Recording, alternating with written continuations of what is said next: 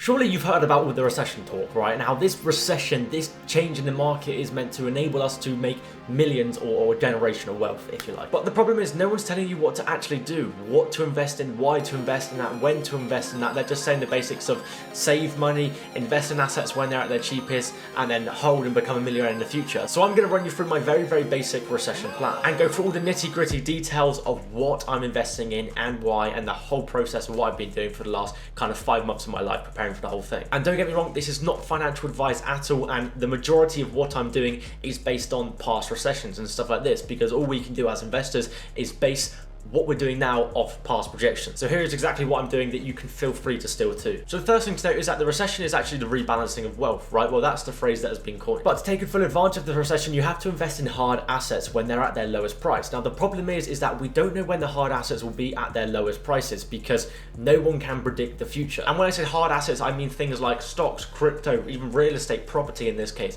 But for you and I, your average investors, we're going to stick with things such as stocks and crypto. So from making predictions from past recessions, what we can assume is that an average recession lasts anywhere between 8 and 14 months. And the recession was officially classed back in July when there was 2 consecutive quarters of economic decline, which is basically 6 months of the stock market slowly going down in price, which means we've currently been in a recession for around 6 months already. We can assume that doing some simple calculations, some simple maths, the best time to invest in these assets on average is between August 2023 and August 2024. So we have a whole 12-month period to invest in these assets. Now, don't take my word for it, it's just what math says. But buy what hard assets and with what strategy? Well, I myself am sticking with the DCA strategy, which basically means dollar cost averaging. And this is investing small but consistent amounts into the stocks, into the assets that you want to buy. This doesn't mean that you just chuck a bunch of money into a crypto like Bitcoin, hoping for it to go back up in value. It means that you slowly invest small bits every single month, say for example like $100, $50 a month into Bitcoin, because you don't know when it's going to hit its bottom. Because you can invest in Bitcoin where you think it's hit its bottom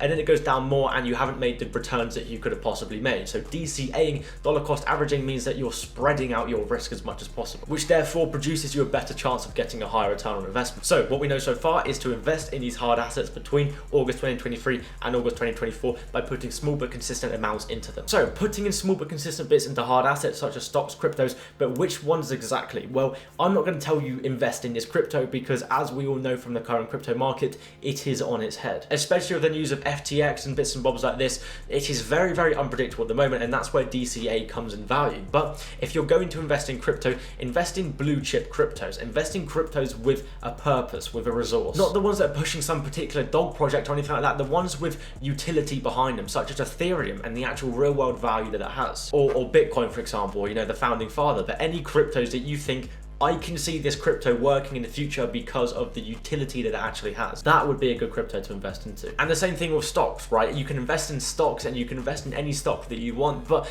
I would stick with the blue chip stocks, right? The ones with companies that we know are very, very solid foundational companies. And for myself, I'm also looking more into green tech stocks, which are basically stocks that have technology that is eco-friendly, right? Because as the world is moving on, everyone is becoming more eco-aware and eco-friendly, and therefore the companies that are embracing that, I think, are going to do fantastic. But regardless what stocks you invest in, as long as you don't invest in one that is projected to go down or is not projected to have a good run, then you'll be okay. Invest in the fundamentals. So for myself, I'm investing in everything from your Amazon to your Apple to your Google to your Tesla. Anything that you think, in 5 years in the future, can I see this being back into a normal company?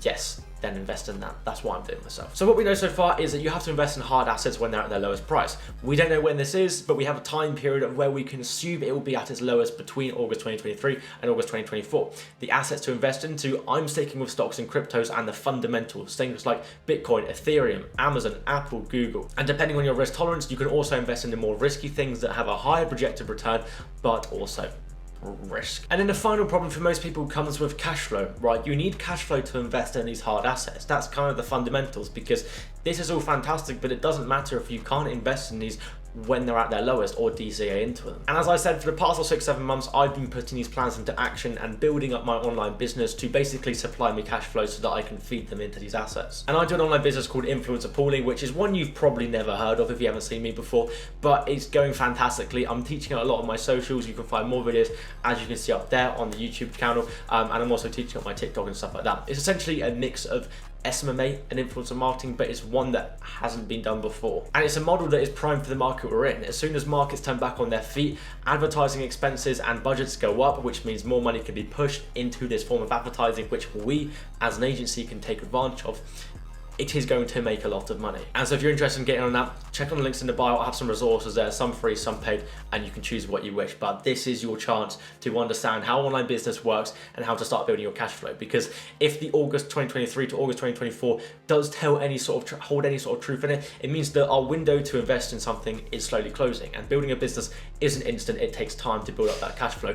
And therefore, like I said, your window is closing. So that's it. That is my detailed plan of how I aim to take full advantage of this recession and make a ton of money out of the other end of it. So if you enjoyed it, if I helped you, hit subscribe and stay tuned for more.